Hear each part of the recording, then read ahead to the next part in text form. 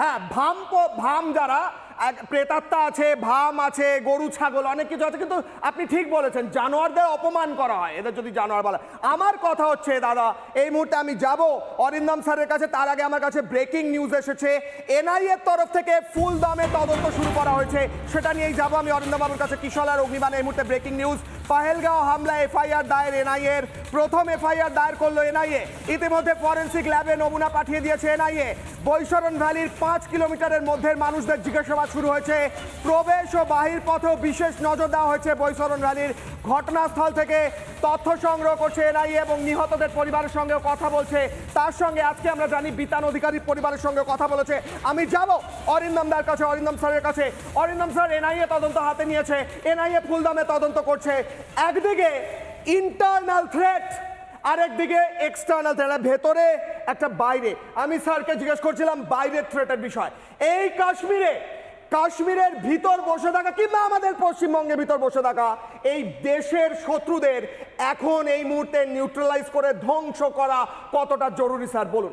দেখুন, আপনারা বোধহয় জানেন যে ন্যাশনাল ইনভেস্টিগেশন এজেন্সি যে তথ্যটা আজকে জোগাড় করে আজকে মাননীয় প্রধানমন্ত্রী বা আমাদের কনসার্ন অথরিটির কাছে সাবমিট করেছে, সেটা 6 পাতার।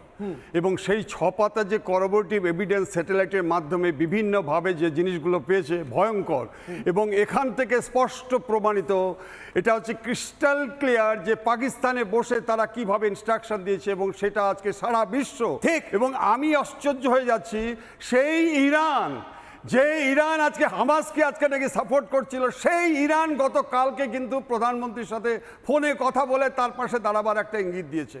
আমি একটা জিনিস জানতে চাই যে আমরা বোধহয় পাকিস্তানের ইতিহাসটা ভুলে যাচ্ছি অনেকে। সেই ভুট্টোর হত্যা, তার সব মেয়ে যে আজকে প্রধানমন্ত্রী ছিল তার হত্যা, মুশারফকে কিভাবে আজকে পালিয়ে যেতে হলো, ইমরান খান আজকে জেলে।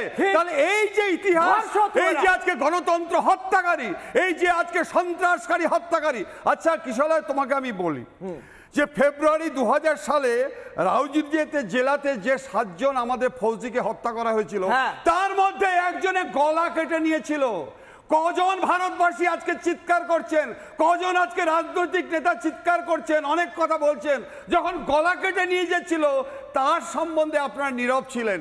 দিনের পর দিন একের পর এক মানুষকে মৃত্যু করছে, তখন আপনার রাজনীতি করছেন, তখনও আমার দেশের কথা চিন্তা করছেন না, তখনও আমার ভারতবাসীর কথা চিন্তা করছেন না, তখনও আমার সৈন্যবাহিনী যারা দিনরাত অক্লান্ত পরিশ্রম করে আজকে লড়াই করছে, তখনও আপনার হিন্দু মুসলিম দেখছেন। ভারত মাতার বীর ভারতবাসী, ভারত মায়ের মধ্যে থাকা প্রত্যেক ভারতীয় সন্তান আজ লড়াই করবে স্যার। আমি তোমাকে বলি যে পাকিস্তানের যে জনসংখ্যা সেটা হচ্ছে মাত্র, তুমি দেখে নাও, 28 কোটি। আমার ভারতবর্ষে মুসলিম যারা থাকে তারা হচ্ছে কি 36 কোটি। তারা পর্যন্ত আজকে হাতে হাত মিলিয়ে দিয়েছে।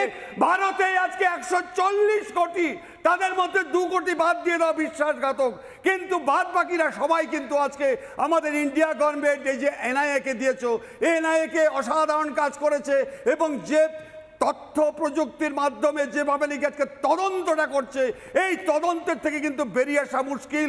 এবং সারা বিশ্ব মিলে আজকে যে পরমাণু বোমা যা করছো, ওরা অ্যাটেম্প করার আগেই কিন্তু আজকে নিক্ষেপ করে ধ্বংস করে দেবে।